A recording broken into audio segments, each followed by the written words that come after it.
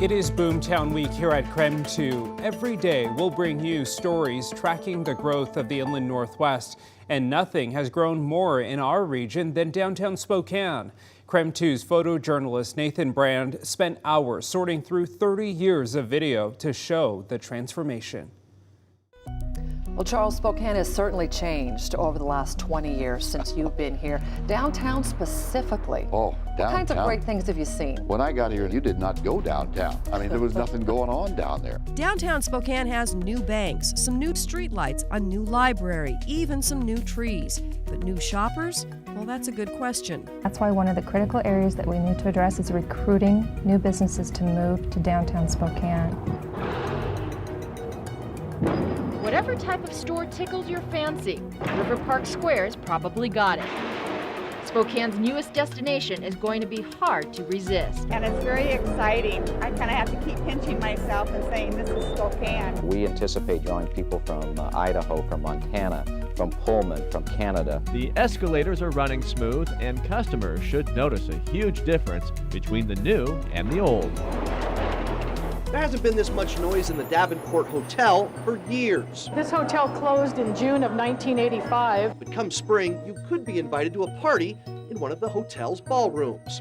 Chevy to the models, let the magic begin, baby, yeah. So we have been patiently waiting for 17 years, and as you can all see, it's been worth the wait. The new exhibition hall at the Spokane Convention Center is starting to get its finishing touches. The 100,000 square foot hall can host one huge event or 5 smaller ones simultaneously. Totally soundproof. People don't have a downtown and a venue like this at many places in the country. Call it symphonic salvation. The Fox Theater seemed destined for the wrecking ball just months ago. Now the 1931 Art Deco building seems destined for greatness. It brings another reason to come to Spokane. One day this will all be Kendall Yards, housing, shopping, and entertainment. But first, there were a lot of promises made when Kendall Yards first started off. $500,000 condos, luxury shops, high-end living right next to downtown.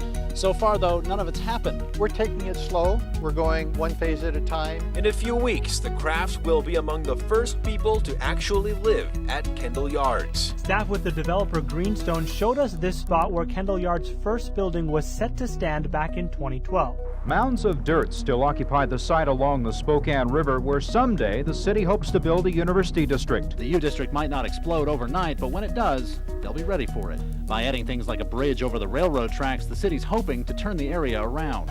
A remnant of the 1974 World's Fair now serves as Spokane's centerpiece. You know, it served us really well, but it's showing its age, and some of the attractions that were great attractions in 1980 just aren't the same anymore. Construction won't start until fall 2015 and will last until the spring of 2019. Where else can you find a trailhead literally out the back door of Nordstrom's? And now, nowhere else in the West Coast will you be able to enjoy an ice ribbon. The advisory group would also like to see a destination playground at Riverfront Park. We have it all behind us. Traditionally, it was just a dirt parking lot.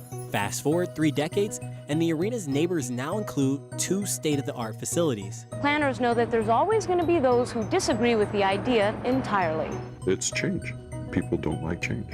And it doesn't really matter whether we perceive it as being beneficial. Somebody will be perceiving it as being adverse, and they won't like it. It is night and day down there compared to what it was 20 years ago.